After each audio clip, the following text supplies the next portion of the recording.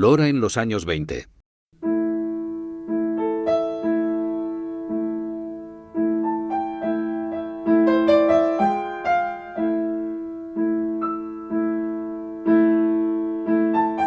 Vamos a adentrarnos en la década de los 20 en Lora del Río. Años de crisis continua, donde ganarse el pan de cada día ya era un reto. En medio de estos tiempos turbulentos, hubo loreños que dejaron su huella hasta hoy.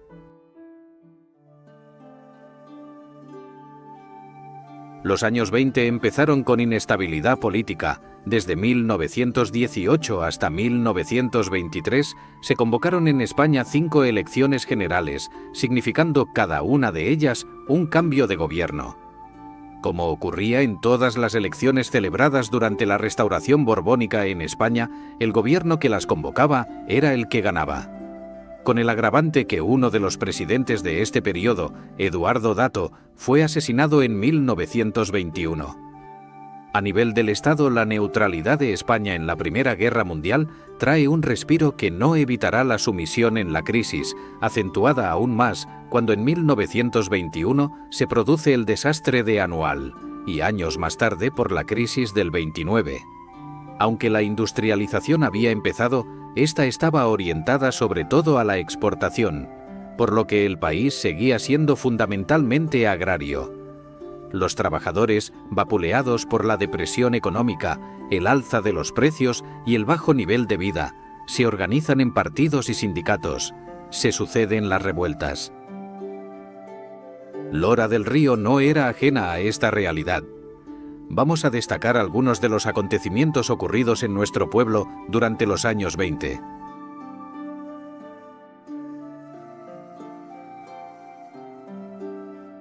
Fábrica del Orujo.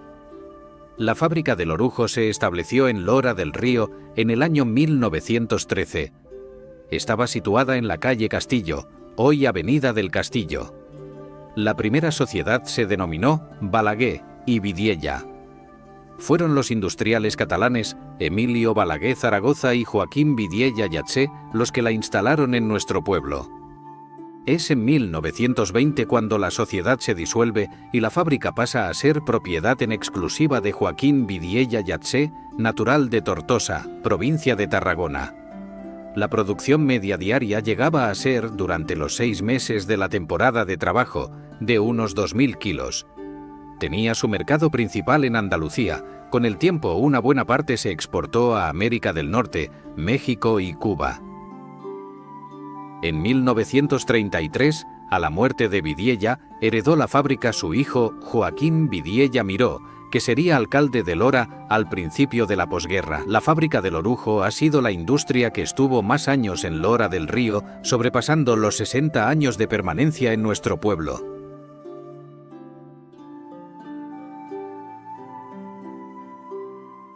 A principios de la década se produce la adquisición en 1922 del mercado de abastos para el ayuntamiento, ya que hasta entonces estaba en manos privadas. En verano de ese año se producen malas noticias. En julio hay una epidemia de escarlatina, un problema al que se suma otro, arrastrado de años anteriores, que es el paludismo. Además, hay una ola de incendios en distintas fincas con daños de consideración. En noviembre de ese mismo año, de 1922, el infante Carlos visita Lora del Río para presenciar unas maniobras militares que realiza el Regimiento de Infantería de Granada en la Matallana. Por parte de las autoridades locales se le hace un gran recibimiento en la engalanada plaza del ayuntamiento, hecho que es recogido por la prensa del momento.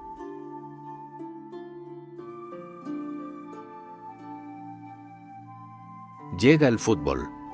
Tenemos constancia que el domingo 20 de mayo de 1923 se inauguró en nuestro pueblo un campo de fútbol con un partido entre el Lora Fútbol Club y el Deportivo de Sevilla con resultado de 2-1 para los loreños.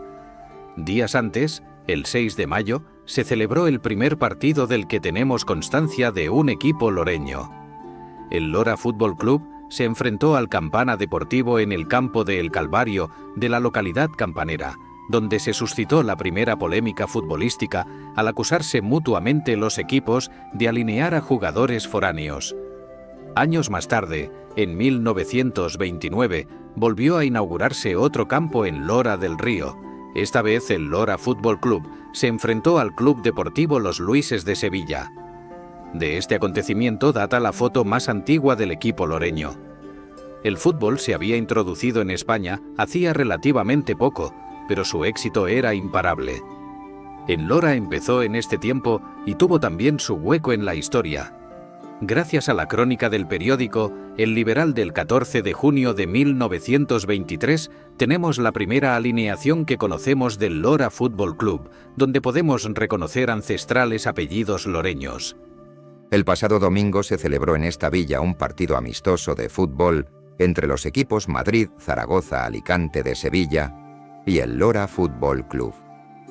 A las 5:30, y ante numerosa concurrencia, se alinearon los equipos a las órdenes del referí señor Ruiz en la siguiente forma. Por el Lora: Flores, Américo, García, Bajo, Aranda, Guillén, Morales, Naranjo, Liñán, Terry y Fernández. En esos años un jugador loreño hizo historia del balompié. Andrés Aranda. Andrés Aranda Gutiérrez nació en Lora del Río el 27 de agosto de 1905. Con solo 16 años, en 1921, llega al Real Betis Balompié. Su debut oficial con el Betis tuvo lugar el 13 de noviembre de 1921 en partido del Campeonato de Andalucía con victoria 3-1 sobre el Sevilla Fútbol Club. Ese día, Aranda juega en la delantera bética, pero se puede decir que se alineó en todos los puestos posibles, incluso de portero. Desde 1921 a 1933, durante 13 temporadas, Andrés Aranda se convirtió en un jugador fundamental en el Betis de los años 20 y primeros 30. Fue parte importante de un Betis que se fue consolidando y consiguiendo éxitos como el Campeonato de Andalucía en 1928, la final de Copa de 1931 y el ascenso a la Primera División en 1932. En 1931 recibió la Medalla al Mérito Deportivo de la Federación Regional Sur como reconocimiento a su carrera futbolística. Andrés Aranda entrenó al Lora Club de Fútbol en la década de los 50. Falleció el 10 de marzo de 1965 siendo entrenador del Betis.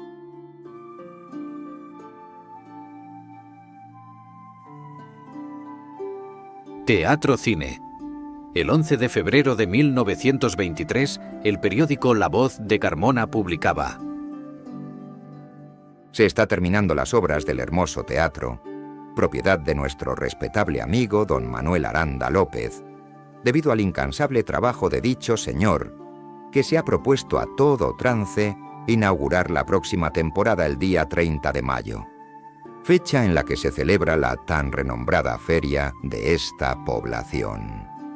Así pues, el teatro-cine, que a mediados de los 40 pasó a llamarse Teatro Cine Goya, se construyó en 1923 con una capacidad de 640 localidades.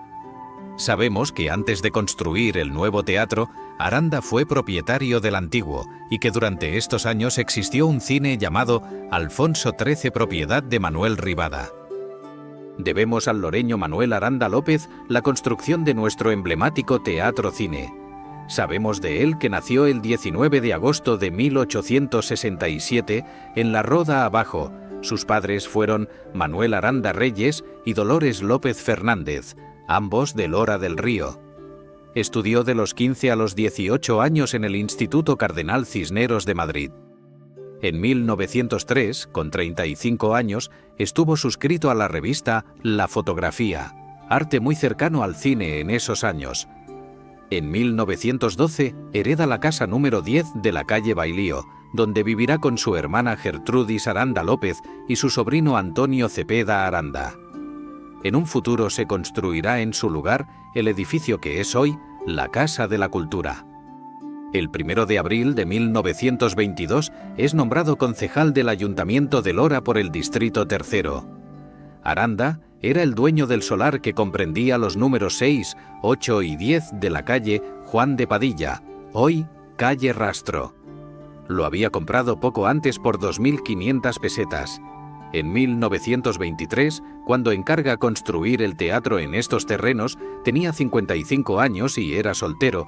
Vivió en las décadas de los 20 y 30 en la calle Colón número 1 junto a su hermana Carmen Aranda López. Vamos a contar lo que sabemos de esos primeros años del Teatro Cine. La inauguración estaba prevista el 30 de mayo de 1923, coincidiendo con el inicio de la feria. No hemos encontrado la noticia del acontecimiento, pero sí sabemos que unos meses después empezaron las funciones de teatro por la noticia publicada por El Liberal el 14 de junio de 1923. El domingo próximo se inaugurará la temporada teatral, para la cual tiene contratados el empresario señor Aranda, reputados artistas. Ese día se realizó la primera representación de teatro en el local, lo que indica que ya estaba funcionando como cine. Nos lo confirma la anécdota contada por el corresponsal de La Voz de Carmona el 23 de agosto de 1923.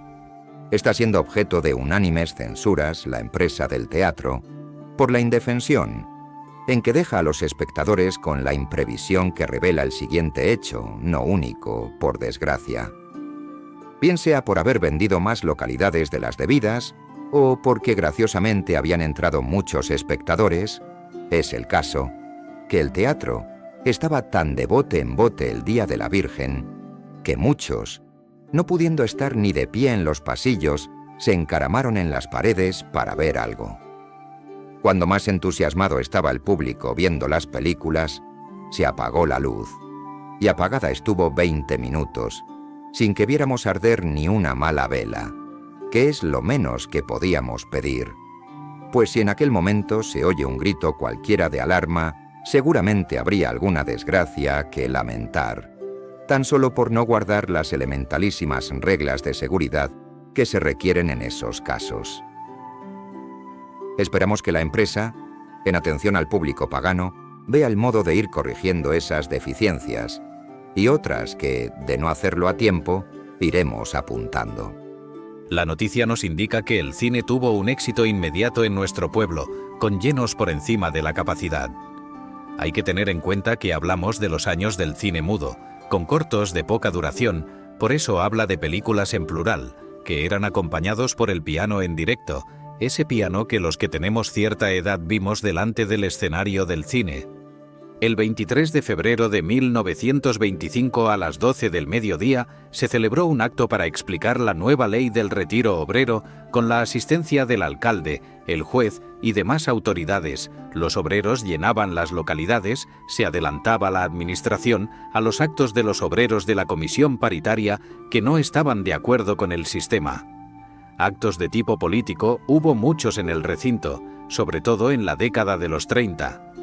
Más curiosas de leer son las crónicas teatrales. En agosto de 1925 nos contaba El Liberal el éxito de la comedia El encanto de la vida, de la compañía Osete Espinosa. Finísima ironía del hombre que renuncia a las mujeres para caer en una a la primera ocasión. Eminentemente cultural fue una charla organizada en agosto de 1927 por el Ateneo de Sevilla, donde se recitaba poesía, se daba un concierto, una charla médica y una conferencia. En esos años, además de películas, se representan comedias y zarzuela. En marzo de 1930 se exhibió la película La Pasión, con escenas sin sonido de la Semana Santa de Sevilla, en la que tocaba una banda de música en vivo y cantaba saetas en el escenario el cantaor Gorito de Triana.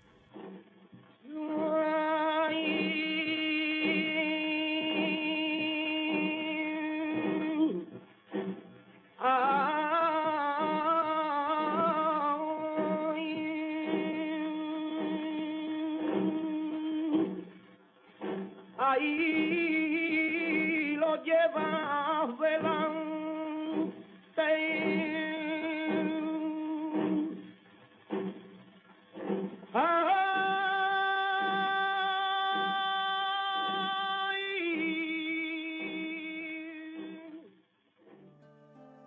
También en ese mes recoge la prensa un altercado entre el portero del cine y un espectador al entrar en el recinto. Entre ambos, existen resentimientos antiguos, decía la crónica. El incidente terminó con heridas graves. Pocos días después, se celebra en el teatro una velada de boxeo del peso welter entre dos púgiles loreños, uno de ellos el guardameta del Lora Fútbol Club, que ganó por KO. A la siguiente semana debutaron la bailarina Raquel y la estrella Aisha la Hebrea. Era tu pelo tan peinadito, lo más bonito que conocí. Eran tu risa, eso lo chico que el avisado me tuvo aquí. En agosto se exhibió una troupe integrada por 23 artistas de color, con raras danzas y cantos populares de su país. En los siguientes años son muchas y diversas las actividades. Esta primera época de esplendor del teatro-cine se verá parada en seco unos años después por la llegada de la Guerra Civil.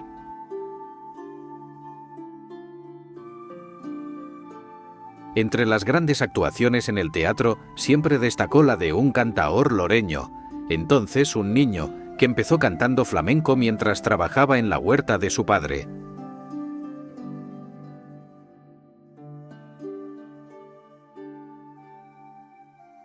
El niño de la huerta. Francisco Montoya Egea, o lo que es lo mismo Curro Montoya, el niño de la huerta, es historia y mito del cante. Nació el 8 de agosto de 1907 en la loreña calle de las Morerías. Sus padres fueron Luis Montoya Medrano y Mercedes Egea López. Siendo todavía muy joven, empieza a llamar la atención por su cante a principios de los años 20. En 1923 canta en el Olimpia de Sevilla. Un salto en su carrera se produce el 1 de agosto de 1926, cuando gana un concurso en Córdoba. Escuchamos la crónica del acontecimiento. Anoche se celebró en la Plaza de Toros un gran certamen de cante jondo, en el que tomaron parte, fuera de concurso, los notables cantaores Antonio Chacón, Niño de Marchena y Pavón. Optando a premio entre profesionales y aficionados, desfilaron por el escenario 14 concursantes. Algunos de ellos fueron muy aplaudidos. El jurado otorgó los premios en metálico por el orden siguiente. Primero, a Francisco Montoya Niño de la Huerta de Lora del Río. Segundo, al Chato de las Ventas. Y tercero, al Niño de la Flor de Madrid. Su estilo empezó con el del maestro Antonio Chacón y fue acercándose al de Antonio Marchena, convirtiéndose en un maestro del fandango. El 11 de abril de 1927 participa en el concurso de saetas de la Copa de Plata del Monumental Cinema de Madrid. Después de cantar en Madrid, formó parte de los espectáculos flamencos que iban de gira por toda España. Realiza diversas giras durante los años 30, destacando la del año 1934, en la que comparte cartel con el mítico Angelillo, y la del año 1936, en la que participa con los ganadores del Certamen Nacional de Cante Flamenco, que tuvo lugar en el Circo Price de Madrid. En esos años se hicieron oír sus fandangos republicanos y en 1935 la milonga La Romería Loreña, su mayor éxito, sobre todo cuando vuelve a cantarlo en la década de los 50.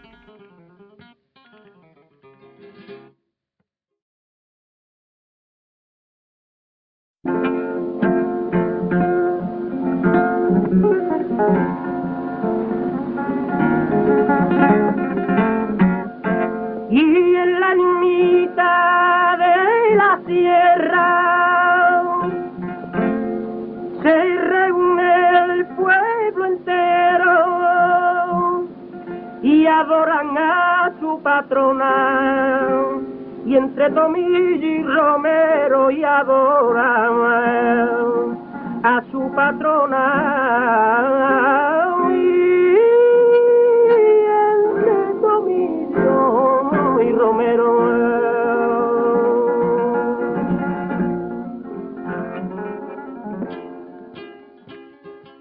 En los años 40 continuó sus giras con Pepe Pinto y El Sevillano, pero fue en los años 50 cuando alcanzó su mayor popularidad con las giras El Sentir de la Copla, Toros y Cante, y sobre todo con Noches de Coplas, con La Niña de Antequera. La calidad de su cante y el amor a su pueblo se unieron en una voz inconfundible. Se retiró en los años 60, falleciendo de una grave enfermedad en 1964, con solo 57 años. ¡Ay, viva Lora del Río! ¡Viva el vino y las mujeres! ¡Y viva Lora del Río! ¡Viva Lora porque eres el rincón donde nació!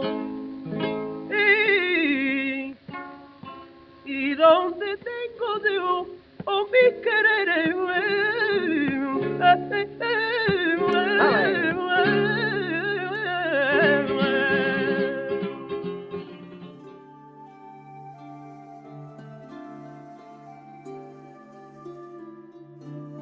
Toros. Lora del Río es tierra de ganadería de toros bravos. Ya hemos visto cómo se estableció la ganadería de Miura, y en el término de Lora hay otras como la de Sancha y Las Monjas. Lora tuvo plaza de toros en varias ocasiones. La más antigua que se recuerda estaba en lo que fue el bar-restaurante Mesa, hoy Veracruz, muy cerca de la estación, del que aún se conserva la parte que estaba construida de obra. También hubo una plaza en la calle Ramón y Cajal. Esta plaza la regentaba Rubici, del que hablaremos. Hubo, por tanto, en Lora afición, ganaderías, toreros y banderilleros. El torero loreño más antiguo del que tenemos constancia fue Tomás Vargas, Varguitas, del que hay crónicas de alguna de sus novilladas en 1910 y 1911. Él es uno de los integrantes del cartel más antiguo que conservamos de la Plaza de Toros de Lora del Río, que corresponde al 27 de agosto de 1911. Vamos a conocer la historia de dos toreros loreños que empezaron a destacar en la década de los 20. Rubici. Benito Martín Nieto. Rubici empezó de novillero en un festival celebrado en 1914 en la placita del Lavadero de Sevilla.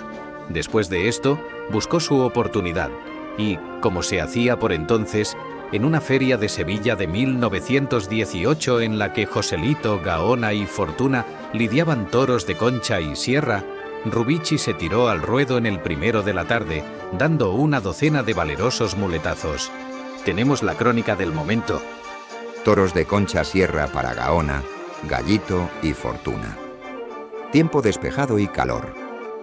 Asisten al palco regio los infantes Don Carlos y Doña Luisa, la duquesa de Guisa y duque de Montpensier. Lleno. Preside el concejal señor Fajardo. Primero Peluso número 72. Un espontáneo se lanza al ruedo dando pases buenos, incluso naturales. Es aplaudido y se retira. Esto le llevó a debutar en el Coso de Sevilla en agosto de ese año. En la Monumental. Zapaterito, Dominguín y Rubici lidian ganado de la viuda de Salas. Tercero, banderillea Rubici bien. A los acordes de la música ejecuta una faena de lucimiento. Un pinchazo hondo y una entera. Se recuerda de su carrera especialmente las 17 corridas consecutivas en Tetuán, donde llenaba la plaza en todas ellas. Benito Martín, Rubici.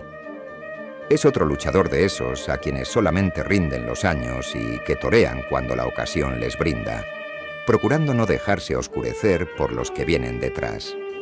Aunque estuvo muchos años de novillero, se retiró en la Plaza de Santander en 1926. Sus mejores años fueron de peón de confianza y banderillero para Manuel Jiménez Chicuelo, con el que empezó en 1927. Era considerado uno de los mejores banderilleros de la época. En los años 50 fijó su residencia en Madrid. Por esos años organizaba corridas de toros en Lora, en una plaza que estaba en un patio trasero de la calle Ramón y Cajal. Cuando esto sucedía se hospedaba en el hostal Restaurant Mesa, del que fue asiduo. El 9 de septiembre de 1960 se cortó la coleta en la Plaza de Toros de Palma de Mallorca, estando en la cuadrilla del torero Mario Cabré. Falleció en 1986.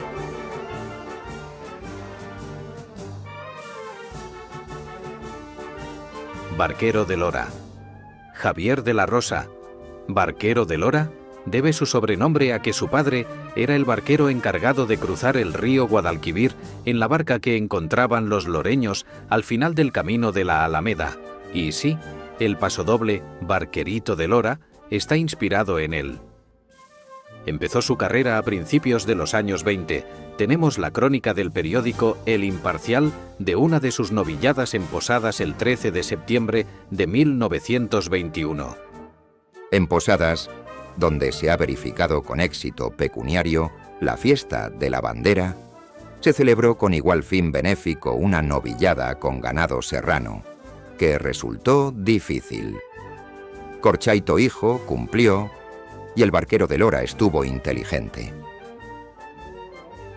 Aquí lo vemos en el cartel de la Real Maestranza de Sevilla el 9 de julio de 1922 con toros de la ganadería del Marqués de Guadalest.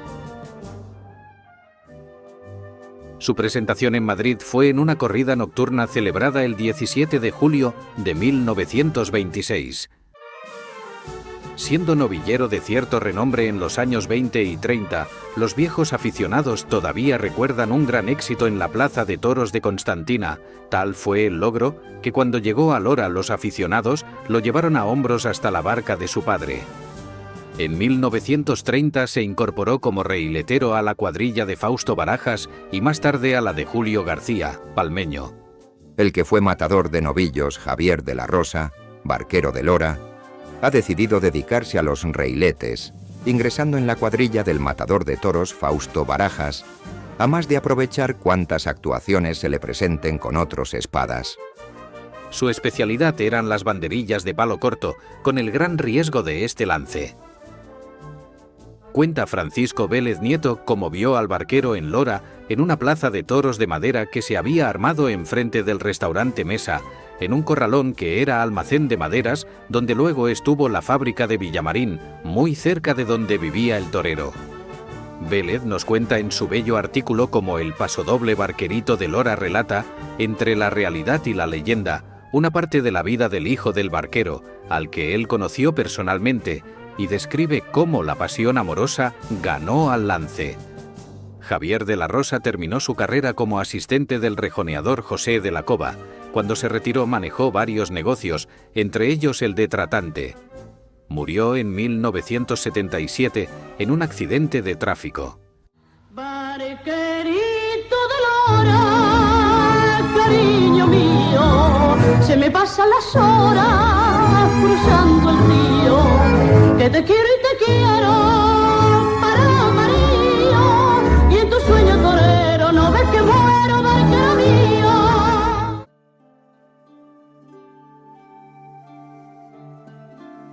En la dictadura. Volviendo a la situación en España, el 13 de septiembre de 1923, el general Primo de Rivera dio un golpe de Estado que fue apoyado por el rey Alfonso XIII. Pronto se restringieron las libertades políticas. Se suspende la Constitución y la libertad de prensa. La dictadura profundizó aún más en las desigualdades y en la crisis. En Lora del Río, en octubre, se destituye la corporación del ayuntamiento y la autoridad militar nombra un nuevo alcalde que va a ser Diego Ledro. En diciembre nombran como delegado gubernativo para el partido judicial de Lora del Río al comandante de caballería Francisco Flores Íñiguez. En enero de 1924 es nombrado alcalde Luis Porras Molina y en octubre se crea en Lora el partido Unión Patriótica, que era el partido que había inventado el dictador para perpetuarse en el poder. En noviembre de ese mismo año se nombró somatén para Lora del Río a José Coronel Torres. Los somatenes era un cuerpo paramilitar creado por la dictadura. Primo de Rivera los equiparó con los camisas negras fascistas en Italia. En sus palabras, el somatén era un cuerpo armado de burgueses de orden. Los somatenes se ocupaban de establecer un determinado comportamiento conservador con un fuerte componente religioso, lo que explica mucho del anticlericalismo posterior. La colaboración de la monarquía con la dictadura es total. Como ejemplo, En junio de 1928, el infante don Carlos recibe en una audiencia militar a las autoridades y somatenistas de Lora del Río. La corporación municipal en este periodo tuvo constantes cambios, renuncias y destituciones de concejales, hay repetidos cambios de alcalde. Este periodo se caracteriza por la ineficacia, más preocupados en el formalismo y en el protocolo que en el gobierno del ayuntamiento. La deuda del ayuntamiento en estos años alcanza niveles muy elevados. Es tan alta que varias décadas después, en los primeros años de la posguerra, el entonces alcalde Joaquín Vidiella Miró se queja en declaraciones a un periódico de que todavía tienen que pagar la deuda del ayuntamiento de la época de la dictadura con el Banco de Crédito Local, que aún ascendía a más de 2,5 millones de pesetas. El pueblo carecía de red de alcantarillado. El agua no llegaba a todo el pueblo. Muchas de las calles estaban sin adoquinar y mal iluminadas, y los caminos que llevaban a Lora estaban en mal estado. Sobre 1925 se empiezan a arreglar algunas calles y se producen ciertos avances en la red de alcantarillado, pero es en el periodo final cuando se producen varias aportaciones importantes al pueblo. La central telefónica interurbana, la construcción de casas baratas junto al matadero municipal y en el Albadalejo, la escuela Ramón y Cajal, conocida en el pueblo como Escuelas Nuevas, y sobre todo la construcción del puente de hierro sobre el Guadalquivir en la carretera de La Campana a Lora, cuyo presupuesto ascendió a 1.450.000 pesetas, que había sido adjudicado en subasta el 29 de noviembre de 1924 por la Dirección General de Obras Públicas.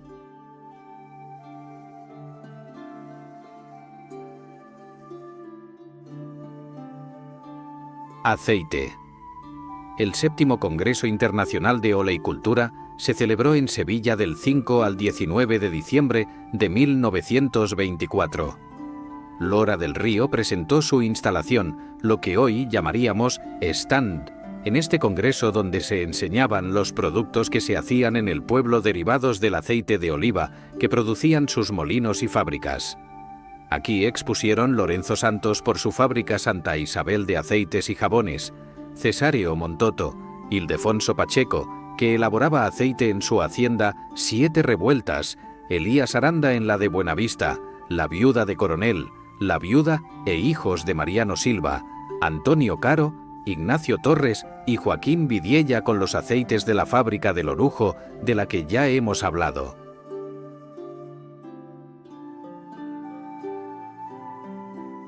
Venida de la Virgen. Una pertinaz sequía asolaba los campos de Lora y su comarca. El temor a perder las cosechas era muy real. La noche del 25 de abril de 1925 repican las campanas de la ermita Santa Ana pidiendo la venida a Lora de la Virgen de Setefilla en procesión de rogativa para paliar la sequía. A las 2 de la tarde de 17 de mayo de 1925 comienza la venida.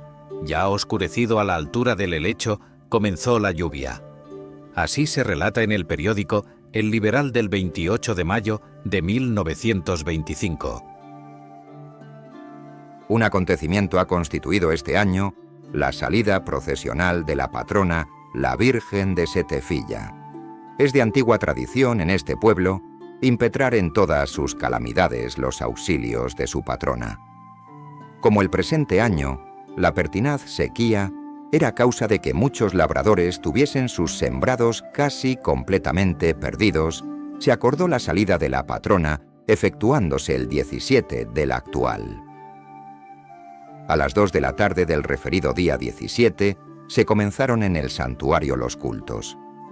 A la salida del santuario los 100 escopeteros, que daban escolta al paso de la Virgen, rasgaron el espacio con una estruendosa salva. Al llegar la procesión a la Cruz de la Legua comenzó a llover. El entusiasmo de los fieles fue enorme. Así se cuenta en la revista Homenaje a la Virgen de Setefilla que publica la Escuela del Ave María.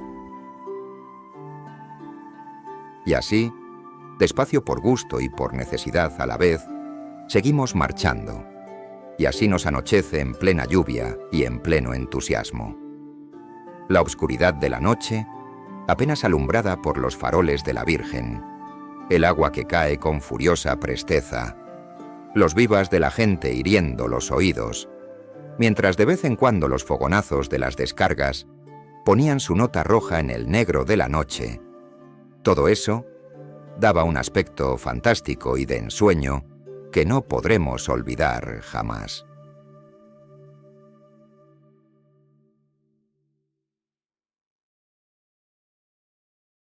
Hijo adoptivo.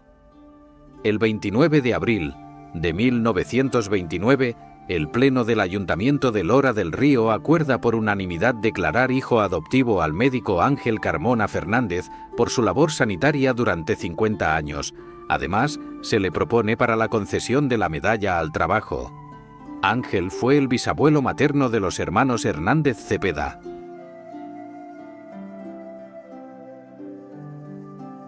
Lora en la prensa. La prensa de los años 20 recoge muchos de los acontecimientos ocurridos en Lora, centrándose sobre todo en los asuntos políticos y en los sucesos. Es escasa la crónica de la vida cotidiana, sí disponemos de documentos gráficos sobre algunos acontecimientos y festividades. Los vemos por orden cronológico.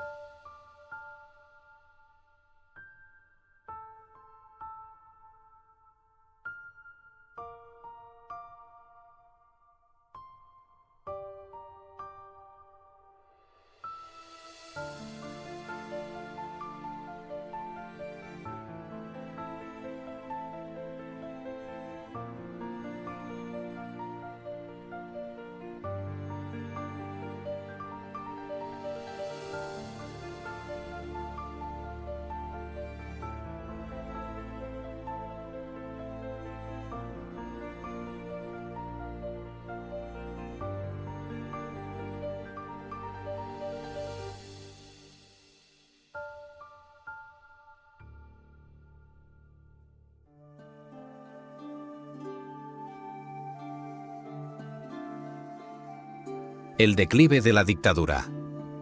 En el plano social y laboral, nada cambió a finales de la década de los 20, la conflictividad e injusticia seguían siendo las mismas.